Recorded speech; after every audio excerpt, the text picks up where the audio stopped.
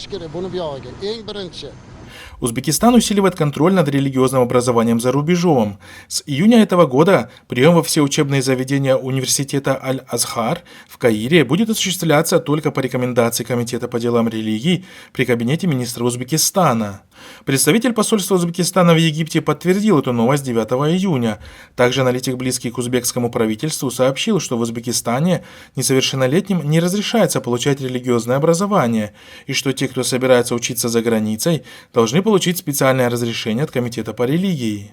31-летний гражданин Узбекистана, занимающийся логистикой по отправке учащихся в египетские религиозные заведения, сказал Азадлику, что за последний месяц посольство Узбекистана в Египте прекратило выдачу сертификатов гражданам Узбекистана, посещающим религиозный образовательный комплекс Аль-Азгар. Это, в свою очередь, исключило возможность приема узбекских учащихся в лицеи и подкурсы, принадлежащие образовательному комплексу Аль-Азгар.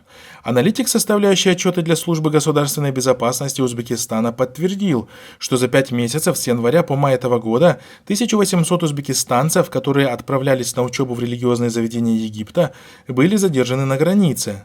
По словам молодого человека, который обеспечивал логистику по отправке слушателей в заведения Египта, месяц назад МВД Узбекистана объявило в розыск сотни человек. Среди разыскиваемых есть те, кто преподает в религиозных заведениях Египта и Стамбула.